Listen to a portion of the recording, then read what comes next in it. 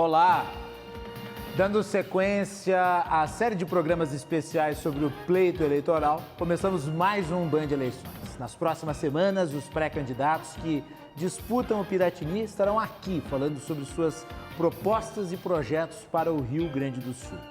Na série de entrevistas com os pré-candidatos ao Piratini, recebemos hoje Ricardo Jobim, pré-candidato pelo Partido Novo. Pré-candidato, seja muito bem-vindo ao nosso programa. Prazer recebê-lo. Prazer é todo meu, Macalossi, por estar sendo recebido nessa emissora conceituada e principalmente por uma entrevista conduzida por ti. Muito bem.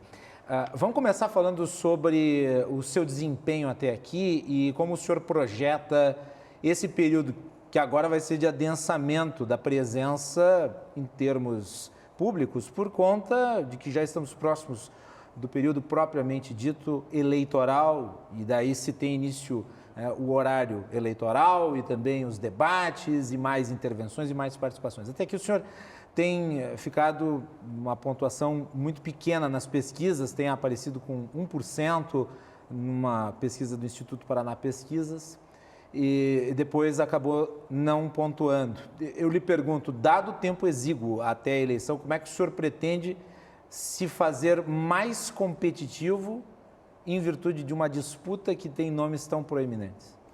Bom, primeiro porque eu também não sou tão conhecido assim, né? Eu sou uma pessoa do setor privado, sou um advogado, eu sou empresário, não sou um político profissional, não tenho 20 anos de mandatos no passado, 30 anos de mandatos no passado, então é normal que eu não seja tão conhecido. Agora, precisa corrigir uma informação, Macalossi, porque o Paraná Pesquisas, a primeira pesquisa eu pontuei 1%, na segunda pesquisa, o Paraná Pesquisas tirou o meu nome da lista. Não foi não pontuado porque meu nome não foi indicado, tanto que a gente notificou o Paraná Pesquisa a respeito disso. Fizeram um erro, a gente entende, é humano, é na época de pré-campanha, então a gente não dá bola para isso. Porque o que eu sinto da rua é um crescimento. O que a gente sente andando por todo o Rio Grande, como a gente vê realmente um crescimento. Eu acho muito difícil que o número seja indicativo de zero, porque não existe isso. Meu nome não constava, então essa verdade precisa ser esclarecida. Eu te agradeço que eu tenha me dado a oportunidade para falar disso. Deixa eu aproveitar e lhe perguntar aqui em relação a como o senhor vê o cenário político aqui no estado do Rio Grande do Sul. O senhor não acha que nós estamos caminhando para uma polarização aqui, isso prejudicando demais pré-candidaturas que acabam perdendo status ante aquelas que estão à frente? Eu acho que a polarização é nacional, Macalossi. Eu não vejo ela como um fenômeno local. Prova disso é que as mesmas pesquisas referidas por ti, elas apontaram no primeiro momento 87% dos gaúchos na espontânea não sabiam quem votar. E na segunda pesquisa, 77% não sabiam quem votar. Então, o quadro no estado ele não está polarizado, ele está completamente em aberto. O gaúcho ainda não prestou atenção na eleição para governo. Infelizmente, a pauta nacional ela vem com tanta força, com tanto antagonismo e causando, às vezes, tantos episódios tristes, como essa questão do assassinato recentemente de dois opostos, que enfim, as pessoas parecem estar ocupadas apenas com a pauta nacional, mas aqui no Rio Grande do Sul ainda há muito espaço para crescer, ainda tem muito chão pela frente e a prova disso é que a mesma pesquisa aponta esse dado. O senhor mencionou que o senhor tem uma atuação no setor privado, essencialmente no setor privado. Para o eleitor, essa sua presença, claro, no setor privado, que não é um mesmo ambiente que o setor público, não pode fazer com que o senhor pareça para o eleitor como um novato que não sabe onde está chegando? Olha, para dizer que, com todo respeito, até eu evito falar dessas coisas, mas eu sou especialista em negociação em Harvard. Eu entendo de pessoas, eu lido com pessoas o tempo inteiro. Eu sou professor de negociação, professor de comportamento humano, então eu sei exatamente o que eu estou fazendo. Não é simplesmente a questão de ser um gestor privado, um empresário. A advocacia nos ensina muito. Pelo fato de eu dar consultoria para vários hospitais e clínicas, eu conheço a saúde pública. Pelo fato de ser professor, eu posso dizer que eu consigo entender e ter noção da educação. E por fato de gerar emprego e lutar pela geração de empregos, eu também posso trabalhar nessas frentes.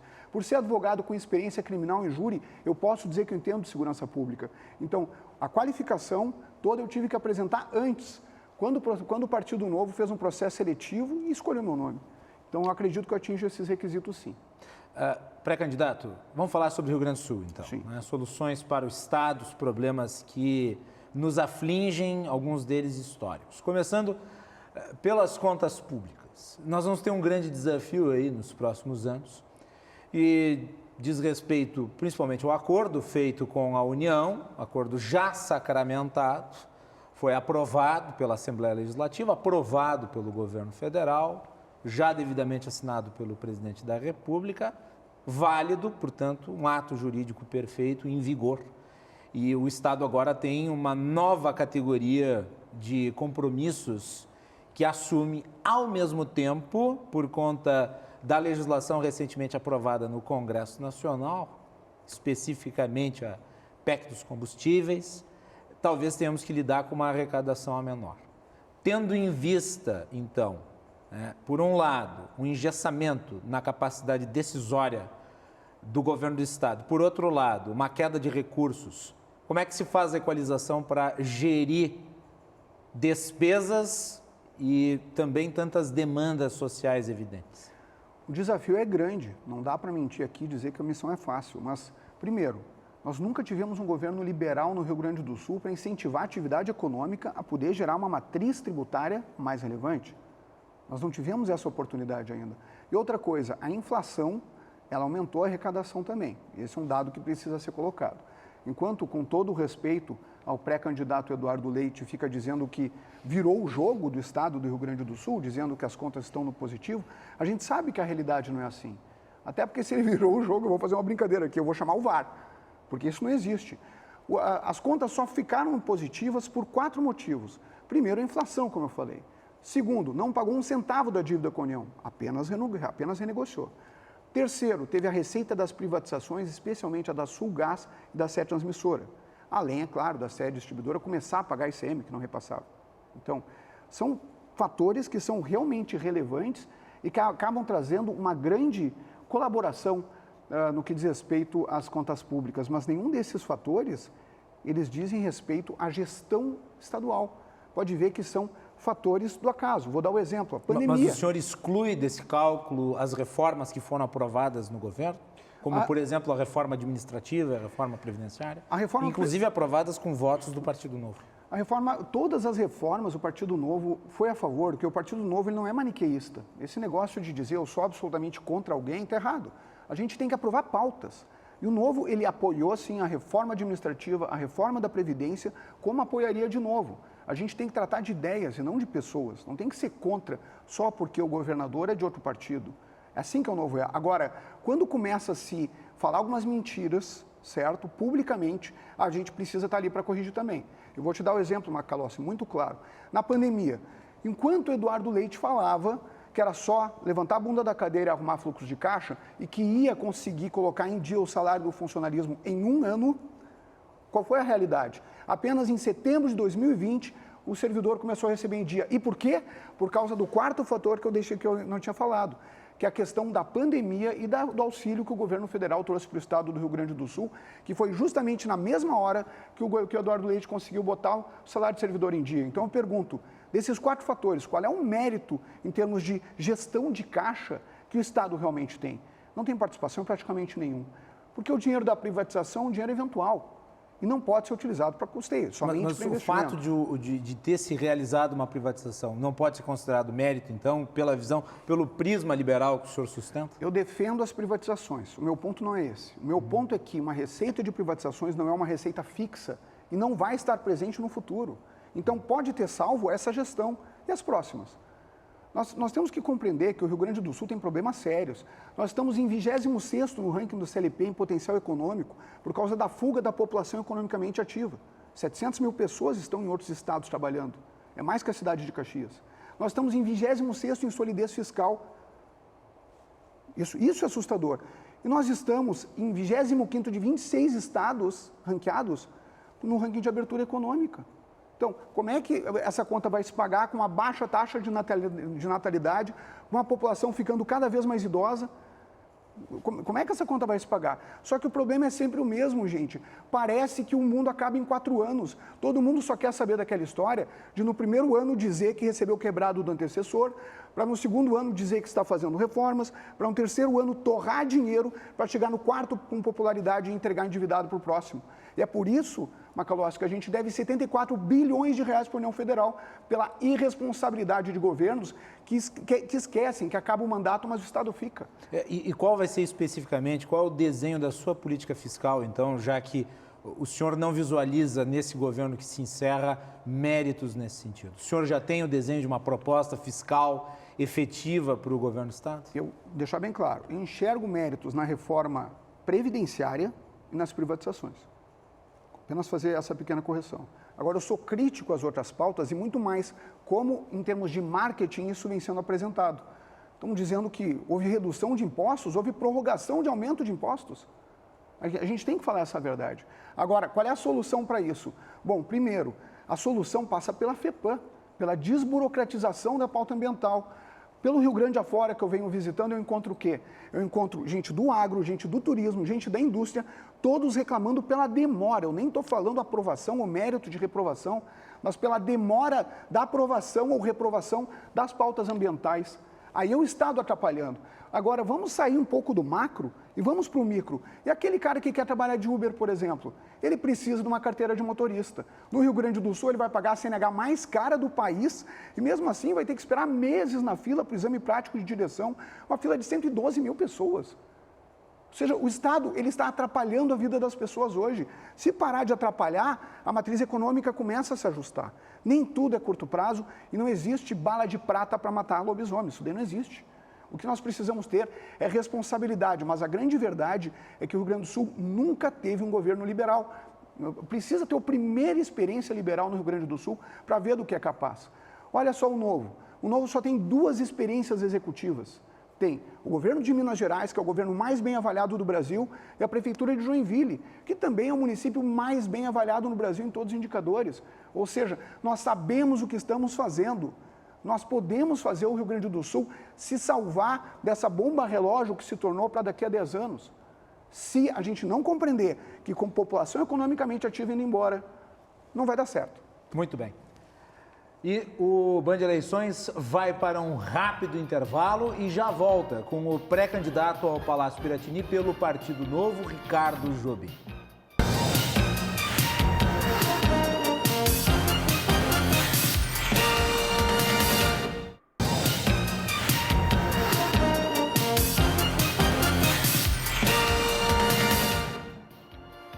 E estamos de volta com o Band Eleições, recebendo hoje Ricardo Jobim, pré-candidato do Partido Novo ao governo do Estado. Pré-candidato, eu gostaria de trazer aqui para o centro da discussão a posição do Novo em relação ao setor público. Por que o Partido Novo é visto como inimigo do funcionalismo? E que tipo de relação pode se esperar que o senhor venha a ter com essas categorias caso o senhor chegue ao Piratini? Eu acho que os outros partidos gostam de trazer o servidor público uma noção errada. Se o Novo fosse contra o servidor público, o Romeu Zema não tinha dado 10% de reajuste em Minas Gerais. O Novo não é contra ninguém, gente. O Novo, é claro que a gente gosta de valorizar a atividade que é digna. A gente sempre vai querer isso. Agora, sem ter dinheiro não funciona. Porque o endividamento, ele não é a solução. E a demagogia, ela acaba utilizando boa parte dos setores, vários setores do funcionalismo, como forma de capital eleitoral. Então, cede a um grupo de pressão, cede a outro grupo de pressão, daí falta dinheiro para pagar tudo. Até o servidor já entendeu que não adianta a gente comprometer 100% do caixa do Estado em salários, que o sistema colapsa depois. Quando o Sartori sofreu o bloqueio, o sequestro das contas do Estado pela União Federal, os servidores não receberam em dia. Se endividaram, a sua vida atrasou, ficaram com sérios problemas. Ou seja, não adianta, nós precisamos ter responsabilidade. Havendo dinheiro, eu concordo com valorizações, mas primeiro precisa haver dinheiro. Mas o governador de Minas Gerais, Romeu Zema, ele teve problemas objetivos, principalmente com o setor da segurança pública. Sim. O senhor vai ter que tipo de relação nesse caso? Olha, eu tenho uma relação muito franca e posso dizer que eu tenho amigos na segurança pública e sou muito próximo de várias pessoas, não só por ser advogado criminalista. Eu tenho grandes amigos na Polícia Civil e acompanho as pautas seguidamente. E na Brigada Militar também. O Novo não é inimigo da segurança pública. Essa pecha que tentam colocar São os outros partidos que utilizam o dinheiro público que deveria ir para a segurança pública para pagar a campanha política deles. Essa é a verdade. O pessoal não gosta, o pessoal tem medo da gente, Macalossi. Sabe por quê? Porque nós não usamos um centavo de dinheiro público para pagar a campanha, porque nós não só ficamos fazendo discursos, nós mostramos na prática o que nós defendemos. Isso é novo e as pessoas têm medo disso. Então é normal. Todo esse discurso ou é visto por grupos corporativistas ou principalmente patrocinados por outros partidos que aparelharam vários órgãos estatais. Essa é a verdade. O Novo não é contra ninguém.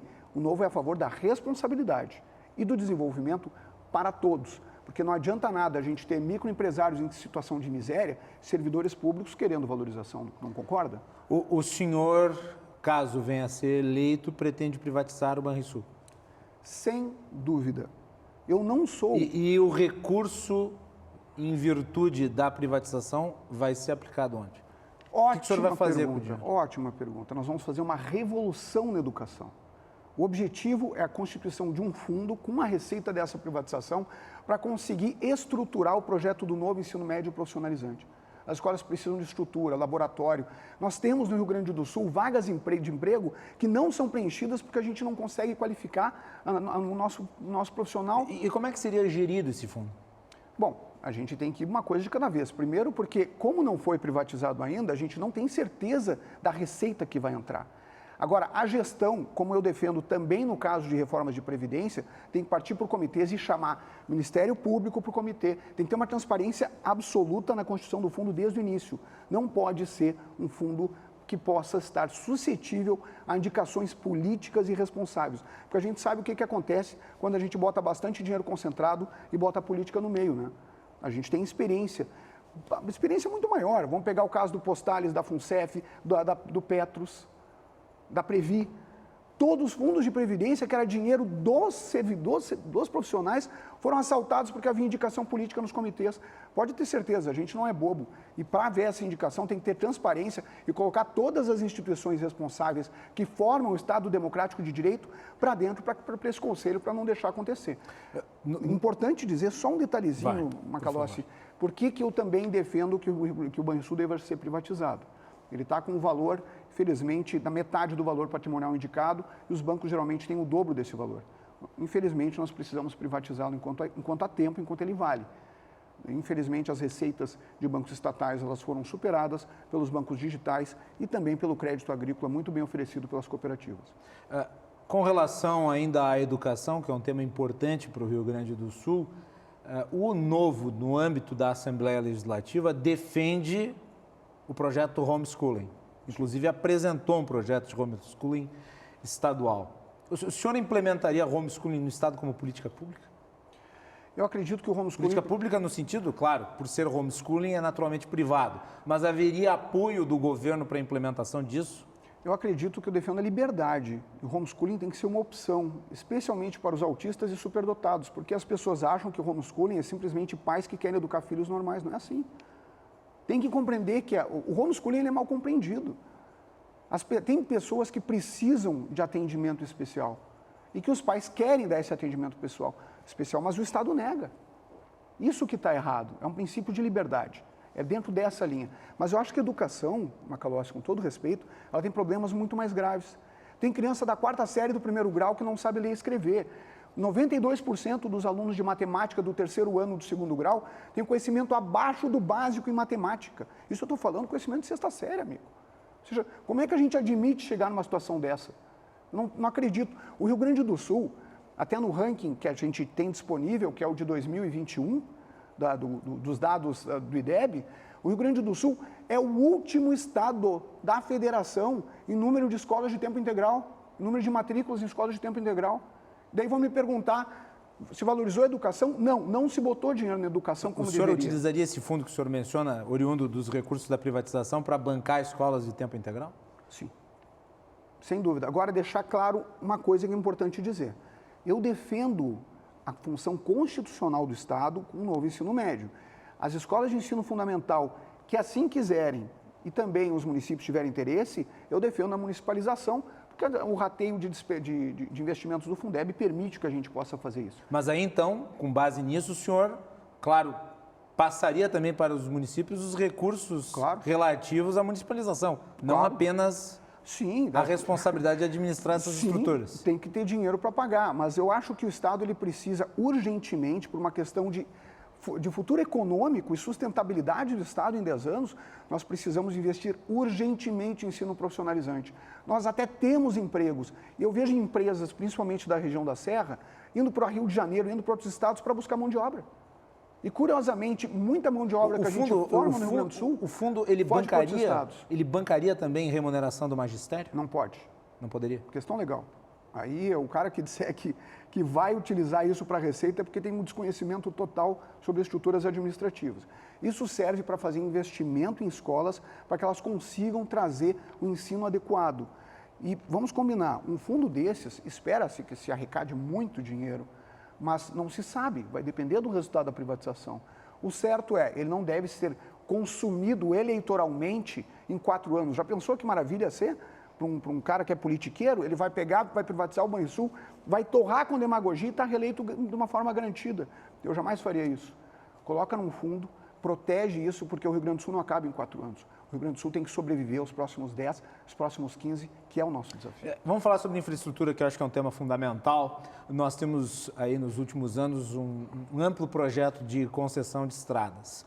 Apesar de o Novo ser um partido de linha liberalizante, parlamentares do Novo têm feito críticas aos modelos de concessão que foram implementados aqui. Como é que o senhor vê esses modelos e que tipo de proposta o senhor apresenta?